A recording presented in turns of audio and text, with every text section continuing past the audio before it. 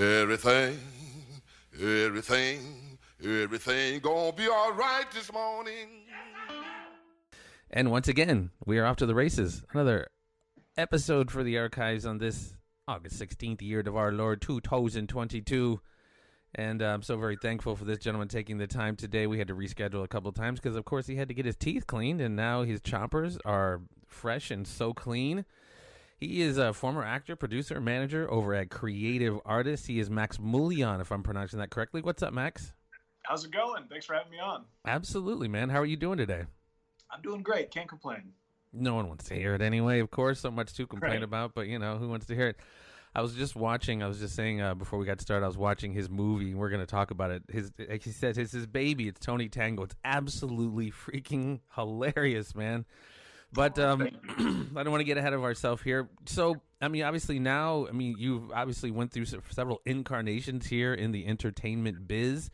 Started out as an actor and moved into several different roles you played, but now, like I said, manager over at Creative Artists. When did you start out, man? When did the bug bite you to jump into the acting game? So I guess, as a kid, I did the little musicals. I was like the King and I and everything like that. And in high school, I wasn't allowed to be part of the theater program because I was also part of the AV program. So I made these goofy little videos for school. This was before, YouTube and all that stuff. I was making these goofy little videos, and I put the head librarian in one of the videos, and I guess I maybe insulted him or something. And then it turned out he was the director of all the school plays. So he never cast me in anything. So I was like, oh. Cancel culture got you back in the day. Yeah. Yeah, I got canceled real early. So, and then in college, I started at an acting school in South Florida called the Acting School of South Florida. And I just fell in love with improv and joined a Miami improv team called Just the Funny. And as soon as I was like, I'm going to graduate college and I'm going out to LA. And it all started from there. And you've done quite a bit. Your list on your IMDb is, quite lengthy. What are some of your more prominent roles? I believe you were one of the Three Musketeers in a commercial. Sure. My commercial history is long. I was in kayak. I was a kayak guy. It was a Heineken commercial, a Dodge Ram commercial. I was one of the Three Musketeers as a commercial. Although my favorite IMDb credit, actually I have two. One was my first IMDb credit, and I got credited as a zombie in a movie called Vampire Zombies from the Hood, or some mutant vampire zombies from the hood. Was it Zombie 1 or 2? Did you have a number like Zombie 1, just Zombie? Probably Chubby Zombie or something like that. But I was so proud that I got a zombie credit because I love zombie films. Of course. Who doesn't? Yeah. So, as you move forward, like I've been in the game for a little while and, really started out in production. It was behind the scenes for several years, and I always wanted to do voiceover work. So I got a voiceover reel and started doing voiceover work, and my agent was like, all right, you're not hideous, so maybe some headshots. And it kind of was moved on from there. And it's moved, I've done mostly commercial stuff, some industrial stuff, a little bit of everything. So, is that something you recommend to up-and-coming actors, kind of dip your toes in all different sides of the game? Oh, yes. As an up-and-coming actor, if you don't have a safety job or you're tired of waiting tables or being a bartender or something like that, or driving for Uber, which I used to drive for Uber and walk dogs and a bunch of other, little jobs here and there. But get a nice recording little booth. You can just put up mattresses in your closet, get a nice mic, and get a nice VO reel, because you can go to like Voice 123 and get about 17 auditions a day, and they don't pay a lot, but if you can crank out pretty fast your auditions, like you can book some voiceover gigs that pay upwards from $100 to $500 just to you get a lot of auditions, though. You're gonna have to crank through those, and definitely commercials. Like, why wouldn't you do commercials? That's free money. Yeah, I rep a few people who refuse to do commercials, and I have to sit them down and be like, you're missing out on like 30-40 grand extra a year. Like, what are you doing? I mean, who doesn't want to be like the lady from Snapple or from Progressive or Jake from State Farm? Like, come on, dude, that bread is long. Sure. Now those are rarer and rarer. Yeah, for sure. So I do understand people not wanting to. In Los Angeles, you would always have to drive down to Ocean Park, which was down in Santa Monica. So if you were coming from Hollywood or the Valley, it was a 45, 50-minute drive. And inevitably, you'd get a 5 p.m. audition on a Friday. So that would be a 2-hour drive. So I understand why some actors don't want to drive down there. I get it. But I mean, is it not all, I mean, not whatever, it's all the journey, but it's all part of the grind of building your resume, getting some set familiarity and booth familiarity. I mean, I saw some of your videos, you had done your, I think it was Keeping It Real, where you were just kind of giving tips on the game, really. But that's when I was an actor. I made those little things as an actor, and I was just like, or interning for Barry Katz and still an actor. And so many people would ask me, how do you do this? How do you do that? And I was like, I better just make these silly little videos and just link it to people. Well, and it's one of those things where it's like, I don't know, man. This game will test your mettle. Everyone wants to be a star until it's time to do the work to become a star. You're not going to come out of the box booking, the next Batman, and nobody really wants to do the grind. And honestly, it's, as you were talking about, like, should I join SAG? Should I not join SAG? All of these, Voice 1, 2, 3, all of these things I think are absolutely imperative to familiarizing yourself with the game, etc. And so when you do get in SAG, you're ready to go. Right. Yeah, just really try everything, because you might fall into something that's really profitable and something you love, and then you're off to the races, and you're making a great living and you're doing something you love. At the same time, you can also try to climb the ladder, booking your co-stars, booking your guest stars, getting series regular, things like that. Yeah, absolutely. When you mentioned interning for Barry Katz, what was that? How'd you land that, and how invaluable was that to gaining your knowledge to the game? So I consider Barry Katz my mentor, kind of like a father figure. He was at a film festival, the LA Comedy Film Festival, and my movie didn't get in there, but a director saw my movie and she's like, come watch my movie at this festival. So I was like, cool, no problem. So I went to support her, and she's like, this is Barry Katz. He reps my movie. And Barry's like, oh, you made a movie? Let me see it. So I sent it to him, and he called me immediately. He's like, I love your movie. I'd like to rep your movie. And I was like, well, we already have a distributor and all this stuff. We're kind of like at the end game of distribution. But I was like, I wrote it, I produced it, I starred in it. I was like, why don't you rep me? And he's like, well, how many pilots have you booked? And I had only been in Los Angeles like 5 or 6 years. So I, might have read a co-star for a pilot or something like that. And I was like, nothing. And he's like, well, you don't have a career to manage. I was like, ouch. How? But I was like, why was it pilots? That's weird. That pilots was the litmus test. How many pilots you? Yeah, you had done your own movie and produced it and started it, but pilots? It's all a numbers game. And I was just like, look, you found Dave Chappelle, and you put Tracy Morgan on SNL, and you rep Sherry O'Terry, and I'm like, I wanted to get to SNL, so I was like, let me just learn from you. Yeah. He was shooting a podcast, and I was like, look, I'll figure out how to run your audio equipment, and I'll shoot all your video, whatever you need. I'll back up all your files. I'll become your podcast producer. And I became his intern and podcast producer, and I was with him for 5 or 6 years. And that's another thing people really, and that's not even just the acting game, just life in general. Like how one relation, they always say don't burn bridges, because you never know how one relationship could beget another larger relationship, which facilitates your career.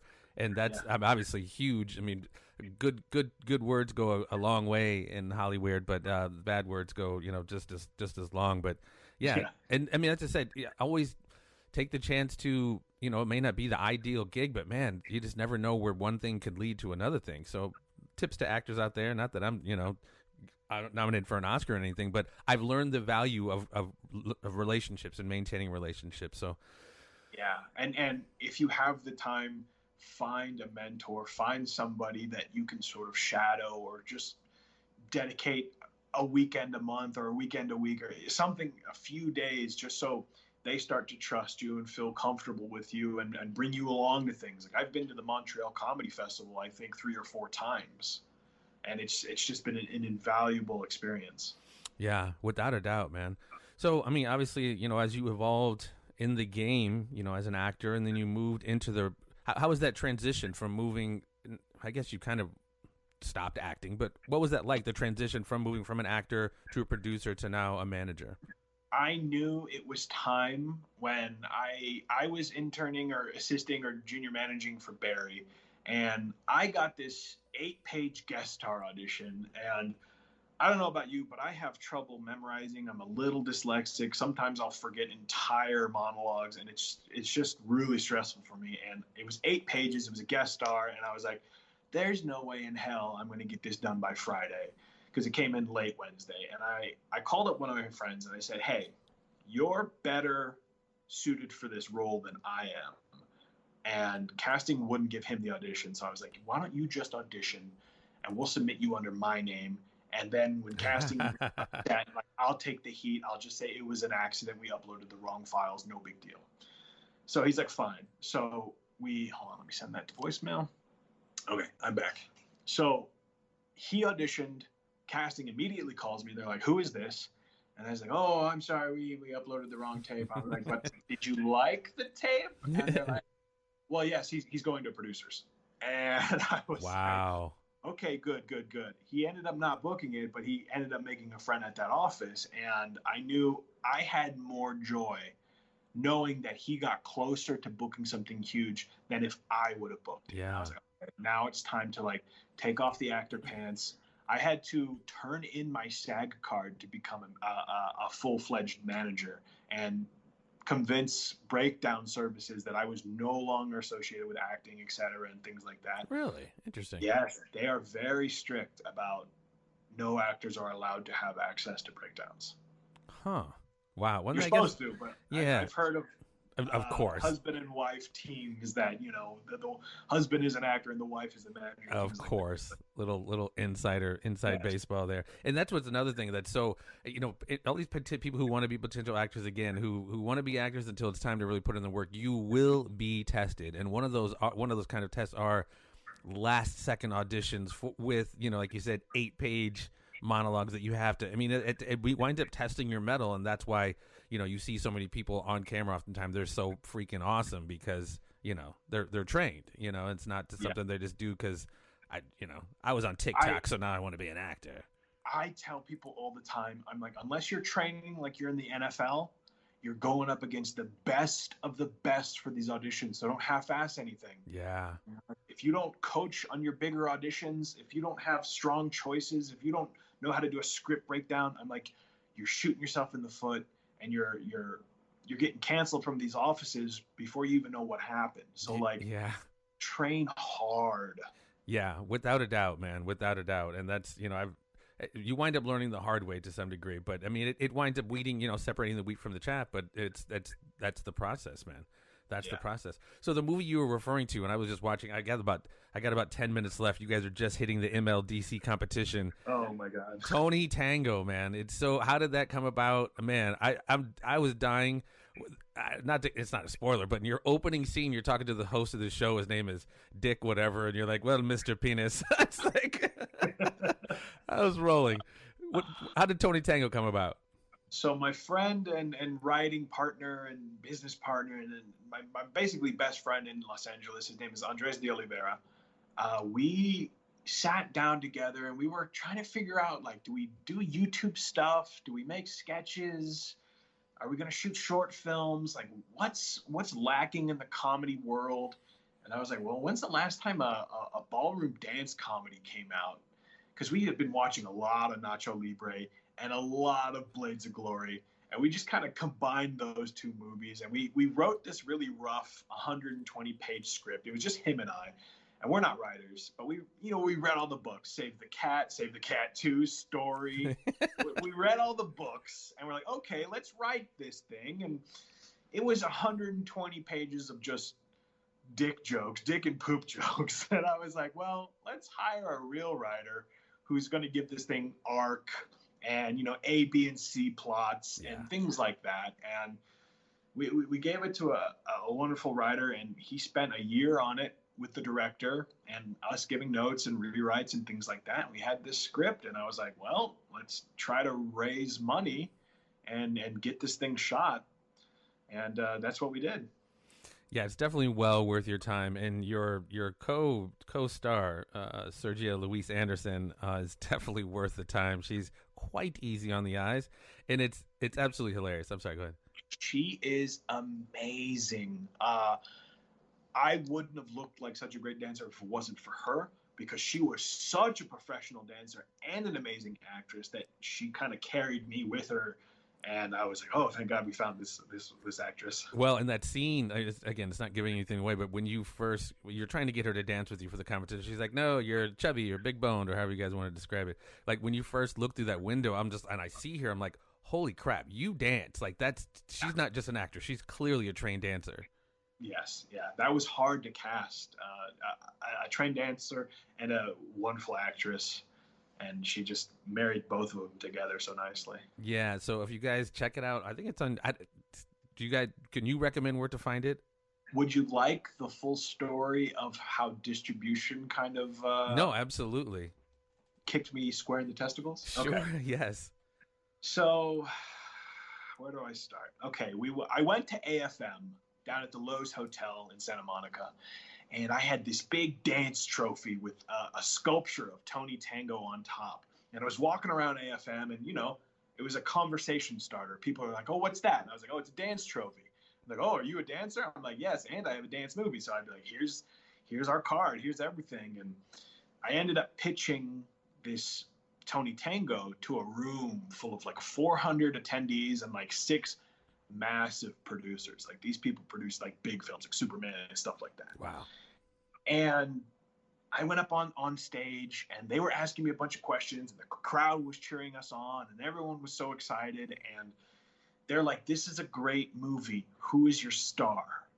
And I said, "Don't worry about it. We don't need funding. It's already done filming. We're in post, and I'm the star."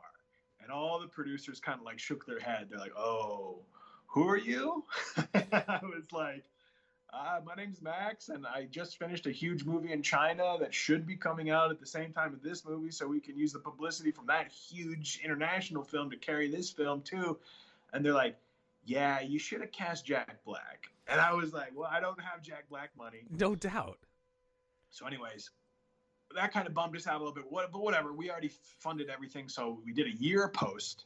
And we go back to AFM the next year to sell it because we had this product, and by that time we had a sales agent. And we get there, and there's a film called Cuban Fury, which was an exact duplicate of my film. And it starred Nick Frost. And he's a star, and he's a chubby dancer. If you look up Cuban Fury on Google, we have the same poster. The plot points are very similar. He gets a disheveled, a disgraced dancer to teach him how to dance to get the girl. Like, it's very formulaic, the storyline, but it crushed us because they were asking for $500,000 and we were asking for $500,000. And of course, Nick Frost's going to get it. He's a star. So unfortunately, that film sold. Oh. We got this bogus deal where we had to give 30% of our profits to the company. Plus they needed to make a certain amount back. I think it was like 35 grand or something like that. So they made that back in international sales, and it went to video on demand. And then the company went bankrupt. So then another company bought the whole catalog of this company and had our film for an entire year before we really understood what was happening. So we contacted this company, and they're like, "Oh, yeah, we love your film. We love that scene where you're surfing." And I'm like, "There's no surfing in our film." And they're like, "Yeah, whatever." So, oh my God. A few years later, we were asking for our progress reports, like how much money is this movie earning? And they're like, not much for us to even report to you. And I'm like, I understand. And then they went bankrupt. Oh, wow. So I signed a 10-year contract in 2012. So I finally have the rights back to my movie. And I'm just going to throw it up on, Apple Play or, all the streaming services, Amazon. Like I might reach out to Hulu and be like, "Hey, you guys want a 10-year-old film that didn't make $1?" Like, it's hilarious though, bro. So that was us learning not to really pontificate or brag about the movie you're making to a room full of producers, because they will. But that's the yeah. But I mean, again, they had. I mean, I don't know, man. Fortune favors the bold, right? So it's like you gotta roll the dice. The worst they could say is no. What do they say? You miss 100% of the shots you don't take. And it's like, it sucks that some of those producers or some of those people who buy products, you know, oh, you're not XYZ. I mean, all of these actors had to start somewhere. You know, Leonardo, I mean, name them. They had to start somewhere. And some of those movies become like absolutely hidden gems that, you know, go on. And some of these amazing careers had to start somewhere. And it sucks that some of these producers and people who buy products aren't willing to roll the dice, if you will, unless you're some established commodity. Sure. And that's what I kind of want to ask now. It's, and you got your pulse way more on it than I do. How many of these movies and how many of these roles are being booked by quote unquote, not literally TikTokers, but like social media influencers? How many people who have 1 million followers on this or that social platform? Like, wow, you may not be able to act for shit, but you can, you know, by booking you, we can utilize your platform and your viewership. How much is that? How much of that's going on right now? So network, they don't give a shit. Like, if you have 5 million TikTok followers, it doesn't matter. If you can't act, you're not getting on network. Right. And network has the star power and the money to not even worry about that. True. But indie films do look at that stuff. Like, you know, you cast a TikTok star in your indie film, your horror film or something like that. There's a good possibility that maybe 1% of their followers will buy the film, and 1% of 4 million is enough to cast somebody. That makes sense. Yeah. That truly makes sense. But that's more like you said, that's more the exception than the norm, especially when it comes to major motion pictures, network, etc. Right. When it comes to studio films and network shows and stuff like that, it's mostly IMDb power and recognizability within a demographic that still watches television. So, you know, yeah, 30 to 70, you know? Sure. When, as a manager, as you see, I mean, again, because everyone wants to be a star, I keep saying this, but as a manager who gets submitted with stuff all the time, what's your like deciphering process on who you sign? Is it like how deep your resume is? Do you see potential? I mean, a lot of, and the conversations of like, all right, you look great and I see potential in you, but, you know, are you really willing to do the work kind of thing? What's your criteria? So what I look for is if somebody comes to me and they have like 6 or 7 reoccurring guest stars and a bunch of co-stars and like, you know, 20 years worth of credits and like, you know, 5, 6, 7, 10 years, I get worried and I'm like, oh, what are you doing contacting me? Like, I should be out there hunting you. Why are you looking for new rep? So that makes me think that actor or actress might be difficult, or there might be a lull, or maybe they dropped off and their representation can't get them any work because they won't do co-stars or reoccurring co-stars. They only want series regulars. And if you only want series regulars, you might only get like 5 auditions a year, period. So I look for people. I'll watch. They have these like showcases that they put up on breakdowns that like this college has this showcase, and I'll just look at the headshot and I'm like, do I have this demographic? Does this person fit maybe a hole that I don't have? And can I sell this person? Then I'll look at their resume and their headshots. And I'm like, is this professional?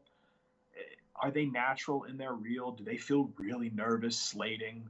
Like all that stuff sort of comes into my brain. Right. And I'm like, okay, I can tweak this person and sort of fix their headshots and edit their reel a certain way. So when casting sees that submission, they're like, sleazy guy. I know that guy right away. It's a 20-year-old sleazy guy. Boom, we're gonna call him in. Instead of them being like, guy with brown hair who's relatively attractive. Right, like, right. How many people, like they get 7,000 submissions Yes. per one co-star. Like, you gotta be more specific. So Yeah. I like to go in there and find new people or medium leveled people and make them really, really, really specific. So casting can Yeah. automatically see them. So that's interesting. So you don't mind, at least entertaining the idea of more novices in the game because, like you said, super established with a deep resume, is red flags for you. And that makes sense because it's like, I mean, you're still killing it too, but it's like, obviously it's not William Morris or whatever. And it's like, wow, if you got this huge resume, why are you talking to me? But that's cool that you're willing to still at least work with people who are new to the game because that kind of helps you out. Yeah, I love, basically, it comes down to personality. I tell all my actors to follow me on Instagram, and I follow them. And I really like to get a sense of who they are and how they are when they're not acting. Because I know they bring that into the character, maybe willingly or unwillingly. So I know how to sell them better, That makes sense. Absolutely. I mean, and as a manager, you want to be able to you're helping them by helping cultivate, like you said, their personality and bringing out the best in them because it doesn't serve you to, whatever. Yeah. Coming up as an actor, I had a manager that I maybe emailed once every 6 months, and they had no idea who I was, and I was just fat actor to them, like, oh, just send Megs out for the fat guy, fat stoner roles, and like they had no idea who I was, and it was a waste of time for both parties. It's a tough game to navigate, man. I mean, I'm just doing it from my end, from the talent side of it, and like hearing and I have a good friend who was a studio executive at Paramount who actually is, well, not to get too deep into it, but he's doing a movie. He wrote a screenplay, then gets greenlit, and he's co-producing it. And but I mean, he's been in the game a really long time, and it's just when he was he was the head of development for Robert Evans, and people don't know who Robert Evans, rest in peace. He Chinatown, Godfather. I went into his office one time, and he just had stacks and stacks and stacks of scripts. I'm like, bro, not one of these? You can't work with that. And he's like, no, not really. It's like it's tough to really get good product out there. But so, and I if I'm correct here, as I don't want to keep you too long, but as I'm researching you as a producer, you did a documentary, and I used to do a show called The Conspiracy Farm. We don't deal with that stuff anymore, but we dabble Sure. a little bit. And what started me down that rabbit hole as a young man was the Kennedy assassination. Okay. And I've been, I'm an older man now. I'm going to be, my birthday's 2 days from now. But as a 16, thank you, sir. As a 16, 17-year-old kid, it blew, no pun intended, blew my mind, the true story of that. But anyway, you produced a documentary called I Killed JFK, which I heard it existed actually, but I will be watching it tonight. And you were focusing on a gentleman by the name of, first name, it was Files, right? Yes, that sounds familiar. I think it's James Files. So he's supposedly the guy who behind the yes on the grassy knoll took the headshot. I've heard it's another guy named Roscoe White, but whatever. You did this documentary. What started that? And I mean, I'm so sprung and my ears are wide open right now because I'm so anxious to hear how you got into this. How'd you get into that, and how'd that documentary come about? As a young intern for Barry Katz, he comes up to me and he goes, I have a film that I need help selling. And I go, okay, what's it about? And he's like, it's the JFK documentary. And I was like, oh, I happen to know a lot about that stuff. Oh, I love conspiracy theories. And I'm like, what can I do to help you get this together? And he's like, I have all this footage and all these testimonials and all this stuff that I need sort of built into a film. So another intern or assistant, his name is Vincent Pastor, we got together. We started editing all this stuff and going through, slogging through all the footage and scrubbing all the footage and putting it all together. And we basically reached out to all the people we have in that film, and we were like, we need to get you on tape. So we had to figure out the logistics of either flying to where they were or sending them web cameras and figuring out if their internet was strong enough to send not 4K footage, but at least HDM, 1080p HD footage. And we got, Barry in a theater, and we shot him interviewing all the people. We had the girlfriend of Lee Harvey Oswald. Judith Baker.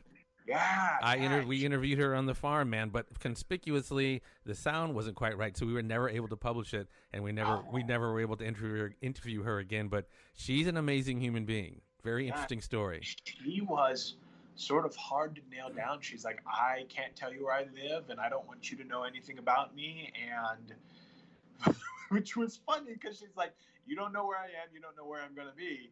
But next weekend, I'll be at the blah, blah, blah in Vegas answering questions. The JFK seminar, yeah. That's when you're going to get assassinated, you know? Like, I'm like, you can't be just being so secretive and then being like, by the way, come to my concert. Yeah, so Judith, I mean, people don't know, I mean, whatever. Judith Baker, she got, like, recruited out of high school at, like, 17 or 18 by the CIA because she was able to pull, I think it was magnesium out of seawater or something out of seawater, where she was something having to do with chemistry or biochemistry, and then she moved to New Orleans and supposedly was basically Oswald and David Ferry were her handlers, and it's a very interesting story. Very interesting. And then the one thing that really blew me away is the guy in jail, the guy who took the shot from the grassy knoll. He's like, yeah, I put a bullet up on this wall, and as I set my ammunition there, and then after I took the shot, I took off, blah, blah, blah. But he's like, I forgot that bullet there. And they said in the police report that they saw a bullet on, like, I was like, man, I was like, I know that. Like, that's wild, man. Bunch of weird coincidences and weird things. That was an interesting / really hard thing to produce. I was just an associate producer for Barry, but that was his baby, the JFK thing. Well, and that's cool. I mean, as long as that story's been around, I mean, I'm glad to see people still, I mean, 9/11, I mean, there's so many, like you said, so many different conspiracies that have so many legs that hopefully will last the test of time. But as a kid, man, it really blew my freaking mind. Again, no pun intended. It's just like, how can the president of the United States be killed, basically publicly executed, sitting next to his wife under dubious circumstances? And to find out things like Lee Harvey Oswald, in my opinion, and it's kind of been teased out, he was working, if not a full-on official for the CIA, worked with or for the CIA. He was basically set up, never fired a single shot, was kind of moved around for years and kind of sheep-dipped. And, I've always wondered, bro, as in some of the trailers for your movie, I Killed JFK, Lee Harvey Oswald, as he's walking through, the Dallas Police Department. Barry's movie. I'm sorry. The movie you were associated with. But he's just like, you guys, I'm paraphrasing. I didn't do anything. I did not fucking do. I don't know what you guys have been told, but I'm literally saying I'm a patsy. And I can only imagine his feeling being in the Texas school book depository that day, obviously probably knowing Kennedy was coming through and knowing kind of he was being moved around, et cetera. But once he knew the blame was on him, I can only imagine him like, you motherfuckers. Seriously. Yeah. And then to see like Jack Ruby run up to him like, hey Jack, because they knew each other, right? Jack Ruby and Leo. Right. And then he gets, I mean, it's such a crazy story. And again, as a kid, it really made me question so many things. Like, all right, of course I still play by the rules, but it's like, why am I playing by the rules when you motherfuckers clearly aren't playing by the rules? You're killing the president under dubious circumstances and taking out hundreds of witnesses. I don't know. I always find it a compelling story. I had the privilege of being able to interview Dr. Cyril Wecht. He's a forensic pathologist, still going at it today, almost 90 years old, still doing autopsies.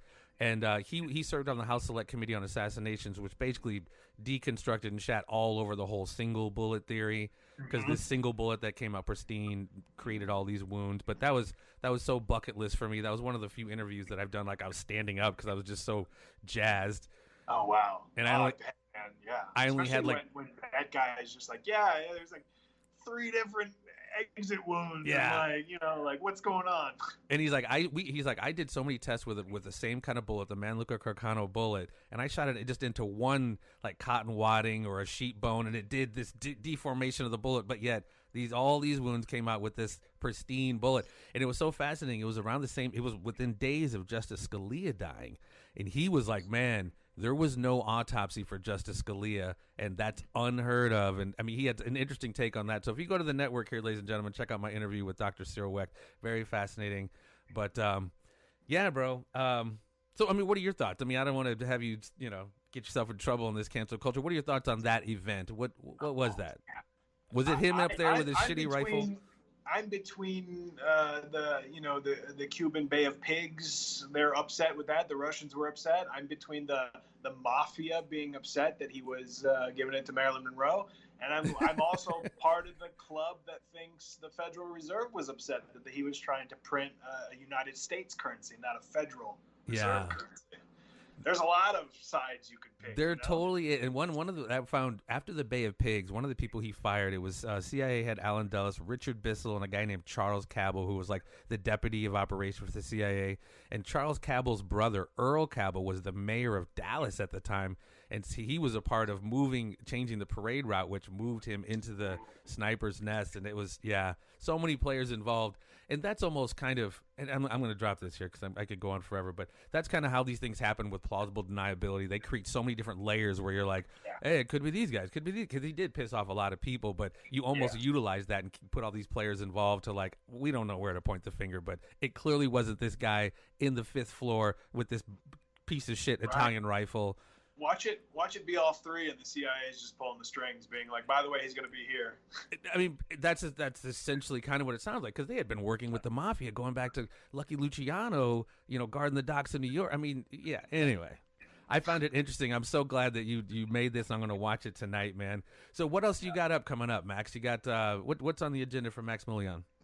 God, I'm just sitting here trying to get everyone auditions. I've got a little place out here in New Mexico because Netflix bought 450 acres out here and the studios. They're building 10 more sound stages and a whole backlot. Really? So I'm hoping New Mexico might be the next mini Atlanta. It's an hour from Burbank if you fly.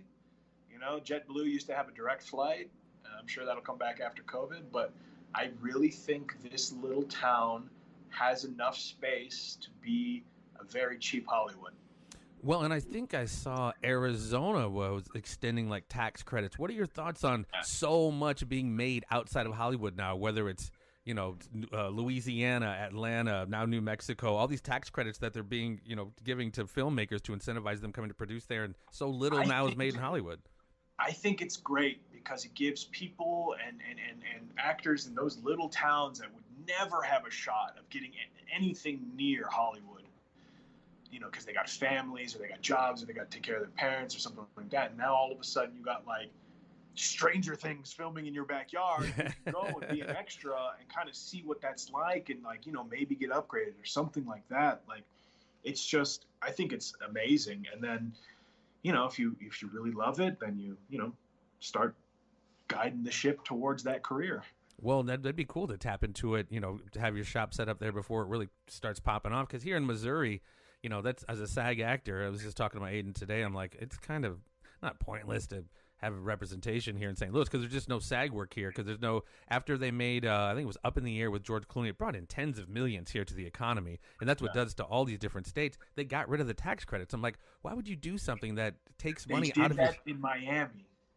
They did it in Iowa. I mean, they've done it in Michigan. I mean, it's several different states. I mean, it's definitely outside of my pay grade, but it's very cool to see that happening because it definitely does it stimulates the economy in some of these places. It's really cool.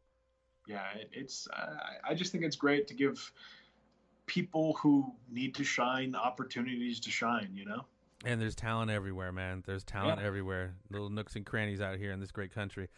Well, Max, do you want to shout out any social networking where we could track you down or follow you, or you just want to lay in the cut? You can hit me up on Instagram. It's MAXXLION. Don't be offended by my memes. I didn't make them. I just curate them. I always tell my clients, I'm like, if you see me posting a lot of memes, that's my smoke break. Like, I don't smoke, but that, like, I need to reset the brain when I read like a 40 character breakdown and I'm submitting all these people and writing all these pitches. I'm like, I need a break. So yeah, that so is taxing, man.